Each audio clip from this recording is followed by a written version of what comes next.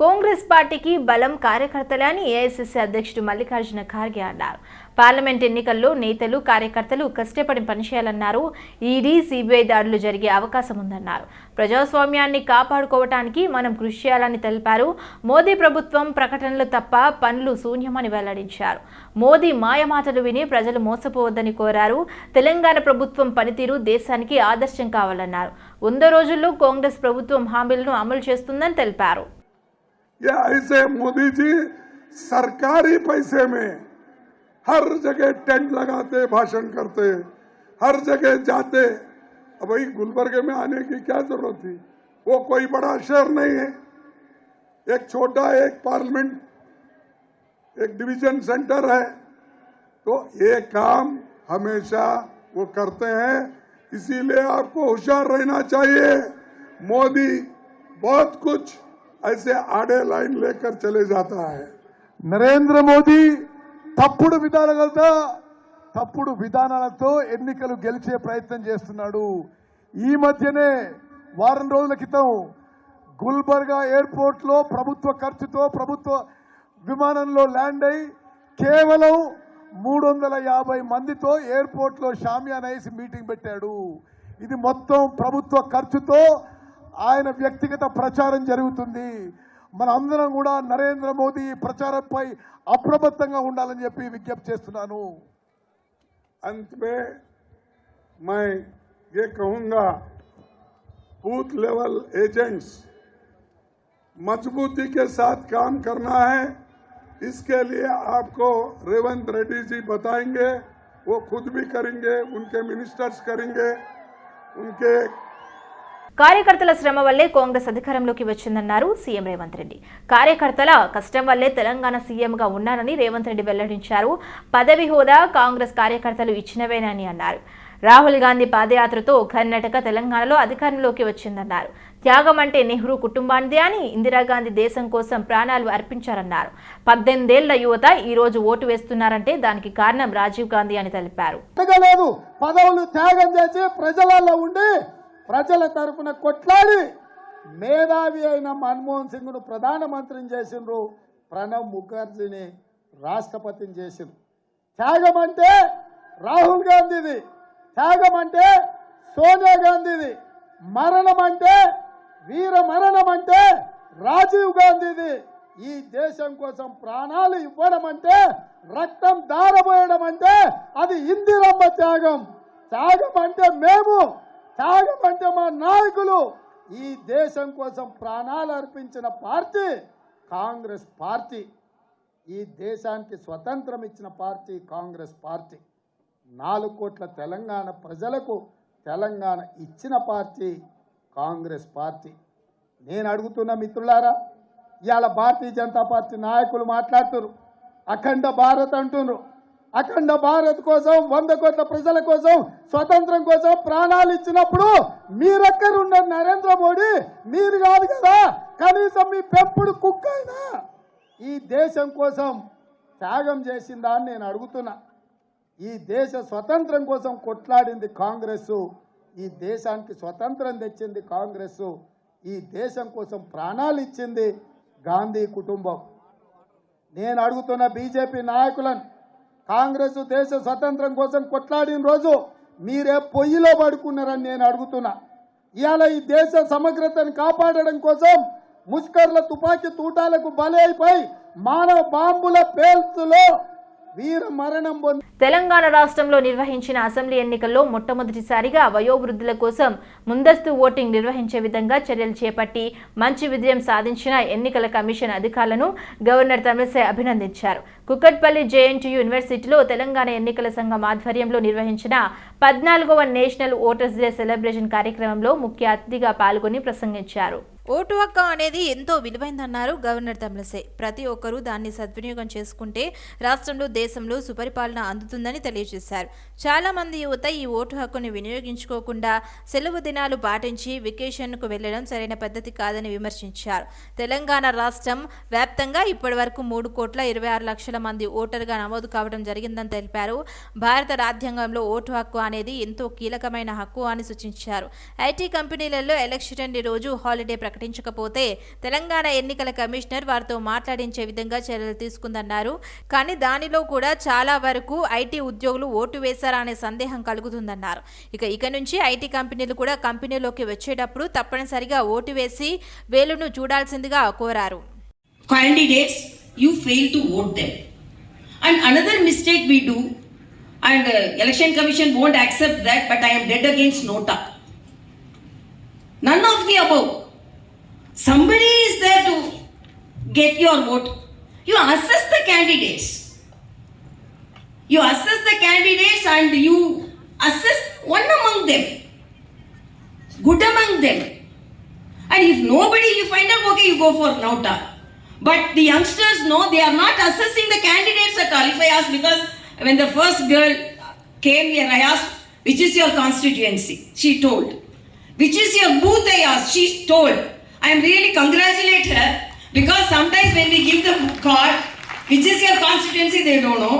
Which is your booth, they don't know. So she is ready to vote because she has identified her constituency and she has identified her booth also. She has to identify her candidate. That I cannot say. She has to identify. So we have to assess the candidates. Who are the good candidates? One is cash for vote and another is false voting. They used to say, one person told, no, I was very fortunate when I went to the polling booth. I saw my grandmother coming here from heaven. Because how means I saw my grandmother voted there. So this type of things also, now Election Commission is taking more efforts to remove the dead voters. But sometimes we as politicians, we have faced so many things. And now the candidates also, I am very disheartened to say one incident in Telangana election. One of the candidate was appealing the voters, please vote for me. If you are not voting, I will commit suicide. Governor quota ఎమ్మెల్సీలుగా professor Kodandaram, అమర్లల్లా ఖాన్ నియమించారు governor Tamilisai Soundararajan. Governor quota ఎమ్మెల్సీలుగా professor Kodandaram, అమర్లల్లా ఖాన్ పేర్లను రాష్ట్ర ప్రభుత్వం రాష్ట్ర governor Tamilisai Soundararajan కు సిఫారసు చేసింది. అయితే ఈ సిఫారసుకు గవర్నర్ తమిళిసై సౌందరరాజన్ ఆమోదం తెలిపారు. గవర్నర్ కోటలో 2 ఎమ్మెల్సీలను తెలంగాణ గవర్నర్ తమిళిసై సౌందరరాజన్ నియమించారు. తెలంగాణ జనసమితి చైర్మన్ ప్రొఫెసర్ కోదండరాం అమర్లల్లా ఖాన్లను నియమించింది. అయితే ఈ మేరకు వీరిని నియమిస్తూ తమిళిసై సంతకాలు చేశారు. గత అసెంబ్లీ ఎన్నికల్లో కోదండరాం కాంగ్రెస్ పార్టీతో జతకట్టారు.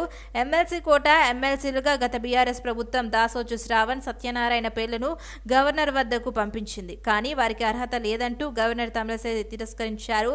అసెంబ్లీ ఎన్నికల తర్వాత దాసోజు, సత్యనారాయణలు కోర్టుకు వెళ్లారు. ఇంతలో గవర్నర్ తమిళిసై కోదండరాం, అమర్లల్లా ఖాన్లను తమిళిసై నియమించారు. మేడిగడ్డ విజిలెన్స్ నివేదిక అసెంబ్లీ సమావేశాల నాటికి వస్తుందన్నారు మంత్రి ఉత్తమ్ కుమార్ రెడ్డి. ప్రాథమిక విచారణ నివేదిక ఇంకా అందలేదన్నారు. అసెంబ్లీ తేదీలు కూడా త్వరలోనే ప్రకటిస్తామన్నారు. ఇక బీఆర్ఎస్ ఉనికి కష్టమే అని అన్నారు. కేటీఆర్ భ్రమలో బతకడం మానేసి వాస్తవంలోకి రావాలని సూచించారు. కాంగ్రెస్ కు 13 ఎంపీ సీట్లు వస్తాయని తెలిపారు. పార్లమెంట్ ఎన్నికల్లో బీజేపీ కాంగ్రెస్ మధ్యనే పోటీ అని, బీఆర్ఎస్ కు పార్లమెంట్ ఎన్నికల్లో ఎందుకు ఓటేయాలని అనేది కూడా చర్చల్లో ఉండదన్నారు మంత్రి ఉత్తమ్. ఎనీ పొలిటికల్ అనాలిసిస్ చూసినా పార్లమెంట్ ఎన్నికల తర్వాత బీఆర్ఎస్ పార్టీ మనుగడ కష్టమే. ఎందుకంటే జాతీయ స్థాయి ఎన్నికల్లో అసలు బీఆర్ఎస్ పార్టీకి ఎందుకు వేయాలో ఓటు ప్రజల్లో కూడా, అంటే it is not a political propaganda విమర్శలు తీసుకోకుండా ఒక పొలిటికల్ అనాలిసిస్గా కూడా మనం అనుకుంటే పోటీ కాంగ్రెస్ కొన్ని కాన్స్టిట్యూన్సీలో బీజేపీకి ఉంటుంది.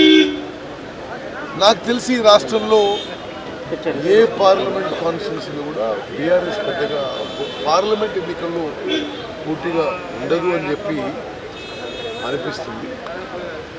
సహజంగా పార్లమెంట్ ఎన్నికల్లో కాంగ్రెస్ పార్టీకి 13-14 స్థానాలు వచ్చింది. ఇతర పార్టీలకి చాలా తక్కువ స్థానాలు వచ్చినప్పుడు ఆ పార్టీలు బలహీనపడి క్షీణించిపోయే ఏదైతే ఒక పొలిటికల్ అనాలిసిస్గా ఈరోజు అనిపిస్తుంది. నాకు బీజేపీ వాళ్ళు ఏదో ఎగురుతుంది కానీ పెద్దగా వాళ్ళకి క్యాడర్ బలం కానీ ఆర్గనైజేషన్ స్ట్రక్చర్ కూడా లేదు తెలంగాణలో ఎక్కువ parliament constituency. So Congress is set for a nearly clean sweep in Telangana in parliament election. Sir రామాలయము తమకు ఎక్కడికి వస్తుందని బీజేపీ అనుకుంటుంది. ఇది రామాలయం అయోధ్యలో రామ మందిరం కట్టారు కదా, అది బీజేపీకి ఓట్ షేర్గా మారిపోతుంది. మళ్ళీ నేను చెప్తున్నా, ఇది ఒక దురదృష్టకరం. భక్తి అనేది ఒక వ్యక్తిగత విషయం. నేను కూడా రామభక్తుడినే, మా కుటుంబం అందరం. రైతు భరోసాను ప్రారంభించామని ముఖ్యమంత్రి రేవంత్ రెడ్డి అన్ని అబద్ధాలు చెప్తున్నారని బీఆర్ఎస్ వర్కింగ్ ప్రెసిడెంట్ కేటీఆర్ మండిపడ్డారు. అబద్ధాలు చెప్పిన రేవంత్ రెడ్డి వెంటనే క్షమాపణలు చెప్పాలని డిమాండ్ చేశారు. దావోస్ వెళ్లి ప్రపంచ వేదికపై ముఖ్యమంత్రి పచ్చి అబద్ధాలు పలికారన్నారు కేటీఆర్. ఓవైపు రైతు బంధు కూడా వెయ్యకుండా మరోవైపు లేని రైతు భరోసాను ఉందని చెప్పడం విడ్డూరమన్నారు. రైతు భరోసా గురించి మాట్లాడడం ప్రజలను తప్పుదోవ పట్టించడమే అన్నారు. రేవంత్ రెడ్డి తన 45 రోజుల పాలనలో సాధించింది కేవలం ఢిల్లీ పర్యటనలు మాత్రమేనని ఎద్దేవా చేశారు. తెలంగాణలో పరిపాలన ఢిల్లీ నుంచి సాగుతోందని ఆరోపించారు. ఇప్పటికే ముఖ్యమంత్రి కార్యాలయం ఉండగా రేవంత్ రెడ్డికి కొత్త కార్యాలయం ఎందుకని ప్రశ్నించారు. ప్రభుత్వాన్ని కాంగ్రెస్ నేతలు రాజకీయ పునరావాస కేంద్రంగా మార్చారని మండిపడ్డారు. గత 5 సంవత్సరాలుగా సర్పంచులు మంచి పాలన అందించారని మాజీ మంత్రి మేడ్చల్ ఎమ్మెల్యే చామకూర మల్లారెడ్డి అన్నారు. మేడ్చల్ మండలం శ్రీరంగవరం గ్రామంలో నూతన గ్రామ పంచాయతీ భవనం, లింగాపూర్ గ్రామంలో నూతన గ్రామ పంచాయతీ డ్వాక్రా భవనాలను ప్రారంభించడంతో పాటు లింగాపూర్, బ్రాహ్మాజిగూడ గ్రామాలలో నూతన అంబేద్కర్ విగ్రహాలను మల్లారెడ్డి ప్రారంభించారు. మేడ్చల్ మండలంలోని ప్రతి గ్రామంలో సీసీ రోడ్లు, అండర్ గ్రౌండ్ డ్రైనేజీ, త్రాగు, సాగు నీరు, డంపింగ్ యార్డ్, గ్రేవ్ యార్డ్, నర్సరీలు వంటి అభివృద్ధి కార్యక్రమంలో సర్పంచులు, ఎంపీటీసీలు చురుగ్గా పాల్గొన్నారని మాజీ మంత్రి మల్లారెడ్డి తెలిపారు. గత 5 సంవత్సరాల్లో అప్పటి సీఎం కేసీఆర్ ప్రవేశపెట్టిన సంక్షేమ పథకాలతో దేశంలోనే అభివృద్ధి చెందిన రాష్ట్రంగా తెలంగాణ రాష్ట్రం ఏర్పాటు అయిందన్నారు. 5 సంవత్సరాలుగా గ్రామాల అభివృద్ధికి కృషి చేసిన సర్పంచులను, ఎంపీటీసీలను అభినందించారు. అంబేద్కర్ విగ్రహాలు కూడా కొత్తగా ఆవిష్కరించుకున్నాం. దానికి తోడు శ్రీరంగారంలో గ్రామ పంచాయతీ బిల్డింగ్, లింగాపూర్లో గ్రామ పంచాయతీ బిల్డింగ్, ఇక్కడ డ్రాకా మహిళా బిల్డింగ్ లింగాపూర్లో ఇవన్నీ కూడా కొత్తగా ప్రారంభించుకున్నాం. చాలా సంతోషం.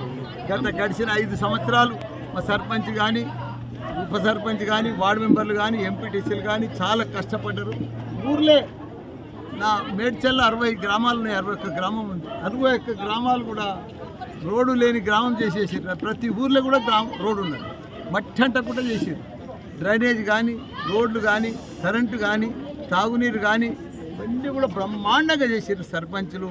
న్యాయంలో లాస్ట్ జరిగిన 5 ఏళ్లలో ఇంకా ముందు కూడా ఇంకో లెవెల్లో కూడా అభివృద్ధి చేస్తామని కూడా మనవి చేస్తున్నాం. మా సర్పంచులకు, వాళ్ళందరికీ కూడా, వార్డు మెంబర్లకు, ఎంపీటీసీలకు ధన్యవాదాలు. ఎందుకంటే ఒక సైనికుల మాదిరిగా గత 5 సంవత్సరాల సంది కూడా మా సీఎం కేసీఆర్ గారు మా ఆదేశాల మేరకు ప్రతి గ్రామంను కూడా ఒక క్రీడా మైదానం కానీ, ప్రతి ఒక్కరికి కూడా ఒక డంపింగ్ యార్డ్ కానీ, గ్రేవ్ యార్డ్ కానీ, ఇవన్నీ కూడా నర్సరీ కానీ. ప్రపంచ పర్యావరణ సంస్థ పిలుపు మేరకు global chairman doctor Hari Ippanapalli గత 10 సంవత్సరాలుగా వివిధ స్థాయిలో అనేక పర్యావరణ అవగాహన సదస్సులు నిర్వహిస్తున్నారు. చాలా మంది మేధావులు, శాస్త్రవేత్తలతో కలిసి పనిచేసి ఢిల్లీ నుంచి గల్లీ వరకు కాలుష్య భూతంపై యుద్ధం ప్రకటించింది. పర్యావరణంపై అన్ని వర్గాల ప్రజల్లో చైతన్యపరిచింది ప్రపంచ పర్యావరణ సంస్థ. భవిష్యత్తులో కూడా చైతన్యపరుస్తూనే ఉంటుంది. కనీసం రోజుల్లో 1 నిమిషం పర్యావరణం కోసం ఒక అద్భుతమైన కార్యక్రమాన్ని ప్రపంచ పర్యావరణ సంస్థ గ్లోబల్ చైర్మన్, అంతర్జాతీయ పర్యావరణవేత్త డాక్టర్ హరి ఇంపనపల్లి, రాజ్యసభ సభ్యుడు, బీసీ సంక్షేమ సంఘం జాతీయ అధ్యక్షుడు ఆర్ కృష్ణయ్య సమక్షంలో యూసఫ్గూడలో ఉన్న శ్రీ జ్ఞానోదయ భారతి ఎన్జీబీ హైస్కూల్లో పర్యావరణ ప్రతిజ్ఞ కార్యక్రమాన్ని అధికారికంగా ప్రారంభించారు. ప్రకృతిని కాపాడుకోవటమే నిజమైన దైవత్వం. పండుగలన్నీ పర్యావరణ హితంగా జరుపుకుందామన్నారు డాక్టర్ హరి ఇంపనపల్లి. ప్రియమైన ప్రకృతి ప్రేమికులారా, అందరికీ వందనం. ప్రకృతి మాత మనందరికీ ప్రాధేయపడి అడుగుతుందన్నారు. అన్ని మతాలలో, అన్ని గ్రంథాలలో దైవం ప్రకృతి రూపం. ప్రకృతి నుంచే దైవం ఆవిర్భవించిందని తెలిపారు. కేంద్ర రాష్ట్ర ప్రభుత్వాలు, వివిధ స్వచ్ఛంద సంస్థలు, ప్రజా ప్రతినిధులు ముందు వరుసలో ముందుకు నడిపించాలని ఆర్ కృష్ణయ్య విజ్ఞప్తి చేశారు. సంగారెడ్డి జిల్లా పటాన్చెరు మండల పరిధిలోని రుద్రారం గ్రామంలో పలు అభివృద్ధి పనులను ఎమ్మెల్యే గూడ మహిపాల్ రెడ్డి ప్రారంభించారు. 1,76,00,000 రూపాయల అంచనా వ్యయంతో నిర్మించిన గ్రామ పంచాయతీ భవనం, మహిళా సమైక్య భవనం, అంబేద్కర్ యువజన సంఘం, బుడగ జంగాల సంక్షేమ సంఘం భవనాలను స్థానిక ప్రజా ప్రతినిధులతో కలిసి ఎమ్మెల్యే ప్రారంభించారు. పటాన్చెరు నియోజకవర్గ వ్యాప్తంగా ప్రభుత్వం అందించే నిధులతో పాటు పారిశ్రమల సహకారంతో గ్రామ పంచాయతీ భవనాలతో పాటు అభివృద్ధి పనులు చేపడుతున్నామని ఎమ్మెల్యే గూడెం మహిపాల్ రెడ్డి తెలిపారు. అదే త్వరలో రుద్రారం గ్రామంలో లాటిక్రేట్ సంస్థ సౌజన్యంతో 10 కోట్ల రూపాయల అంచనాల వ్యయంతో ఆధునిక వసతులతో జిల్లా పరిషత్ ఉన్నత పాఠశాల భవనాన్ని నిర్మించబోతున్నట్లు వెల్లడించారు. గత 10 సంవత్సరాల కాలంలో నియోజకవర్గంలోని ప్రతి గ్రామాన్ని అభివృద్ధి ఆదర్శంగా తీర్చిదిద్దామని రాబోయే రోజుల్లో ప్రస్తుత ప్రభుత్వ సహకారంతో మరిన్ని అభివృద్ధి పనులు చేపడతామన్నారు. రుద్రారంలో నూతన భవనాల నిర్మాణాలకు 1,16,00,000 రూపాయలు కేటాయించిన ఎంఎస్ఎన్ పరిశ్రమకు జిఎంఆర్ ప్రత్యేక కృతజ్ఞతలు తెలిపిందన్నారు. ఎంఎస్ఎన్ వారు మొత్తము 1,76,00,000 తోటి ఈ 3 భవనాలను కంప్లీట్ చేసుకోవడం జరిగింది. ఇంకా బ్యాలెన్స్ పనుంది. దీనికి అతి త్వరలోనే సిఎస్ఆర్ ఫండ్, మండల ఫండ్, జెడ్పీ ఫండ్, ఏ ఫండ్ అయినా సరే దీనికి కంప్లీట్ చేస్తామని అందరికి మాటిస్తాము. ఏది ఏమైనా సరే అభివృద్ధిలో అందరూ భాగస్వాములను చేస్తూ మన గ్రామాలను అభివృద్ధి చేస్తూ గ్రామాలు ఒకటే కాకుండా మండలాలను నియోజకవర్గ స్థాయిలో అన్ని రకాల అందరి సహకారం తీసుకొని పార్టీలకు అతీతంగా ఈ 10 సంవత్సరాల కాలంలో నేను ఎమ్మెల్యే అయి నుంచి గతంలో మండల ప్రెసిడెంట్ ఉన్నప్పుడు గిట అదే విధంగా అదే ఆలోచనతోటి అందరినీ సహకారంతో మనము ఈ ప్రాంతాన్ని అభివృద్ధి చేసుకోవడంలో నేను ముందు వరుసలో ఉన్నానని కూడా నేను గర్వపడతా ఉన్నాను. ఎందుకంటే అధికారుల సహకారము, ప్రజాప్రతినిధులు, ప్రజల సహకారం తీసుకొని ఎవరైనా సరే మనం అడుగులేస్తే అందరి సహకారంతో ప్రాజెక్ట్ అనేది కంప్లీట్ అవుతుంది. కాబట్టి ఏ ఒక్కరిని విస్మరించినా మనము అది కుంటుపడే ప్రమాదాలు ఉంటాయి. కాబట్టి అందరి గౌరవించినప్పుడే మన గౌరవం పెరుగుతుంది. కాబట్టి ఆ విధంగా మనం అందరము రాబో కాలంలో గిట నూతన ప్రభుత్వం వచ్చింది. నూతన ప్రభుత్వంతో గిట అన్ని రకాల సహకారాలు తీసుకొని మన ప్రాంతాన్ని అభివృద్ధి చేయడంలో మీ అందరి సహకారం తీసుకొని ముందుకెళ్తామని అందరికి మాటిస్తా ఉన్నాం. కాబట్టి రాష్ట్రంలో దొరల పాలనతో పాటు అప్రజాస్వామిక పాలన సాగుతోందని భాజపా రాష్ట్ర అధికార ప్రతినిధి రాణి రుద్రమ ఆరోపించారు. హక్కుల కోసం ప్రశ్నించే గొంతులను రాష్ట్ర ప్రభుత్వం నొక్కేస్తుందని ఆగ్రహం వ్యక్తం చేశారు. హైదరాబాద్లోని రాజేంద్ర నగర్ అగ్రికల్చర్ యూనివర్సిటీలో జరిగిన ఘటనే దీనికి నిదర్శనమని మండిపడ్డారు.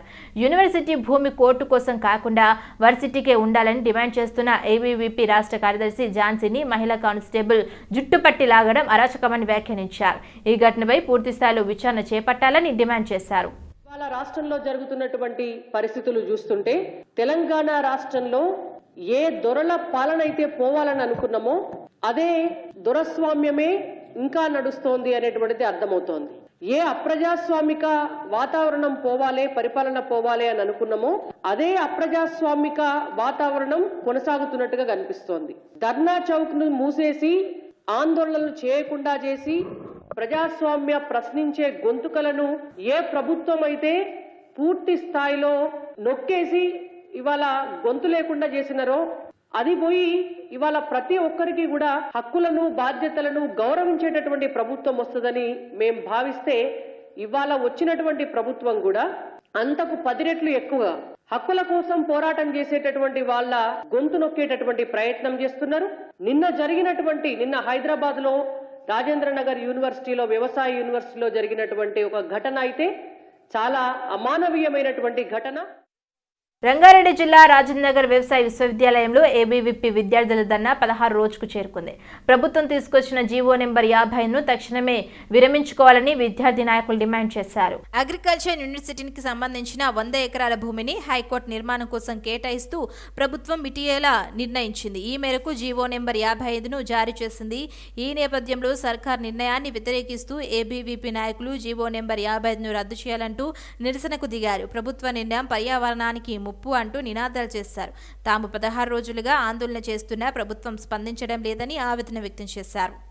అగ్రికల్చర్ యూనివర్సిటీ భూముల రక్షణ కోసం నిరసన తెలియజేసిన ఏబీవీపీ రాష్ట్ర కార్యదర్శి చింతకాయల ఝాన్సీపై దురుసుగా ప్రవర్తించిన పోలీసులను సస్పెండ్ చేయాలని తెలంగాణ రాష్ట్ర బీజేపీ మహిళా మోర్చా అధ్యక్షురాలు డాక్టర్ శిల్పారెడ్డి డిమాండ్ చేశారు. కొత్తపేట ఓజన్ హాస్పిటల్లో చికిత్స పొందుతున్న ఝాన్సీని పరామర్శించి ఆరోగ్య పరిస్థితులను కనుక్కున్నారు. ప్రభుత్వ భూముల పరిరక్షణకై పోరాటం చేసిన ఝాన్సీపై ఇలా దాడి చేయడం సరికాదన్నారు డాక్టర్ శిల్పారెడ్డి. ఝాన్సీకి బీజేపీ మహిళా మోర్చా ఎల్లవేళలా అండగా ఉంటుందని అన్నారు. ఇందిరమ్మ రాజ్యం అంటూ కాంగ్రెస్ పార్టీ ప్రభుత్వంలో మహిళలపై దాడి చేయడం హేయమైన చర్య అని ఆర్కేపురం డివిజన్ కార్పొరేటర్ రాధా ధీరజ్ రెడ్డి అన్నారు.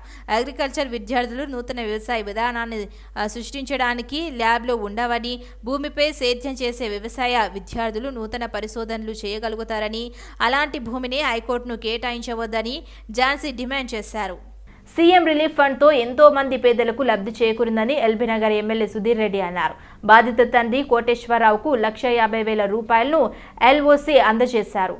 నాగోల్ డివిజన్ పరిధిలోని సాయినగర్కు చెందిన లక్ష్మీ నాగరాజు రోడ్డు ప్రమాదంలో గాయపడి తలకు తీవ్ర గాయాలయ్యాయి. వెంటనే వారు పంచాగుట్ట నిమ్స్ నందు చేర్పించడం జరిగింది. అయితే వారి ఆర్థిక స్థితిగతులు బాగోలేక వారి కుటుంబ సభ్యులు ఎల్బీనగర్ ఎమ్మెల్యే దేవిరెడ్డి సుధీర్ రెడ్డిని సంప్రదించారు. వెంటనే స్పందించిన సుధీర్ రెడ్డి ఆపరేషన్కు కావాల్సిన డబ్బులు వివరాలను ముఖ్యమంత్రి సహాయ నిధి దరఖాస్తు చేశారు. 1,50,000 రూపాయలు ఎల్ఓసీ చెక్ మంజూరు చేస్తారు. పేదల ఆరోగ్య పరిరక్షణకు సీఎం సహాయ నిధి దోహదపడుతుందని అన్నారు ఎమ్మెల్యే సుధీర్ రెడ్డి. ఈ పథకం పేదలకు ఓ వరం లాంటిదన్నారు.